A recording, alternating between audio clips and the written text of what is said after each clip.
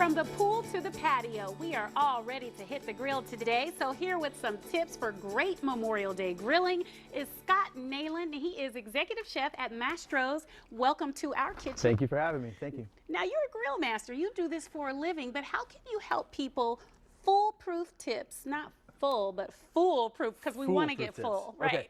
Well, in my opinion, there's kind of two rules of thumb here.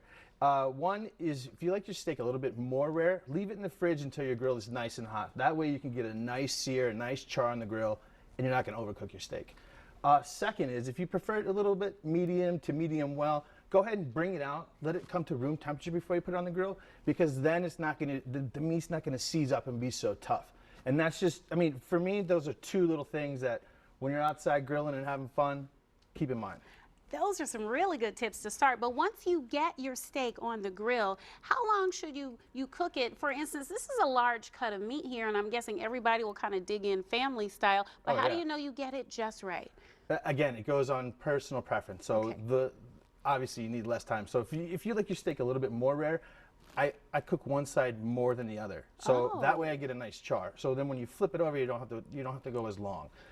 If you're gonna be more medium well, you're looking at like 5 minutes aside. And for me, you start it on direct heat, you get a nice grill mark on there, and you're moving off to indirect. That way, once it's in direct heat, you don't have to worry about it as much, and you can go in and prepare some other things, like some bacon to go along with your family of ribeyes. That's a great tip. I want to reiterate. So if you like it medium, you don't have to sear it evenly on both sides. He's saying pay attention to one side and get it nice and crispy. Then you have that medium side to really dig into for all the juicy flavor. And then 5 minutes on each side for more medium well. Okay, good. And like you said, you have amazing sides at Mastro's. I almost feel like we should go and buy all of your sides. I mean, and then I brought a couple of the signatures that we have here. Tell me about it. I mean, one of the things that we do is we do an appetizer, which is our steak bacon. It's a thick cut bacon that we get nice and crispy. We have a bourbon maple glaze that we put on it. But one of the things at Mastro's that we do is we don't necessarily sell it like this all the time.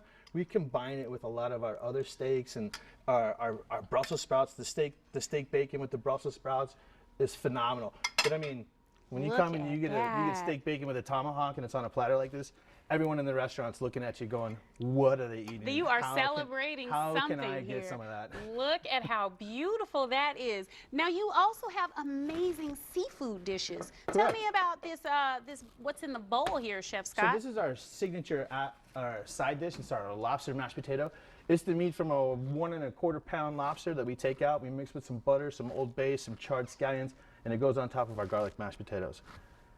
Sell them to everybody. Oh my goodness. It's by far the best seller. And how do you eat this? Is it family style, or do you just save everything for yourself? This is actually the portion size, but that's we the say portion, it's the like single portion. two to three people. Okay. So, I mean, something like this, you're easily 3 people. Okay, Easy. great, because I'm thinking it's more feast for my eyes. And of course, every steak wouldn't be complete without a loaded baked potato. True.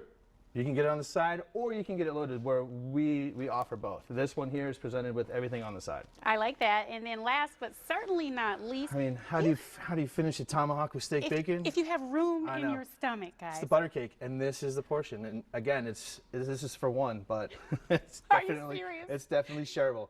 That's why I like Mastro's. You know, you don't have to do everything Memorial Day weekend. We can come in and get absolutely. You know, grilling tips. Another tip that I have for grilling is if you don't feel like doing it, come. My crew and myself, we'll do this for you all day long. Are you serious? I love it, because most people will grill like a lunch today, you know, after breakfast, and say, hey, you know what? I'm kind of hungry. I need to get ready to go back to work tomorrow.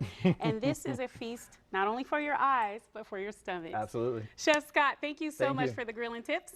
Thank you very much. We'll be back with more Great Day after this.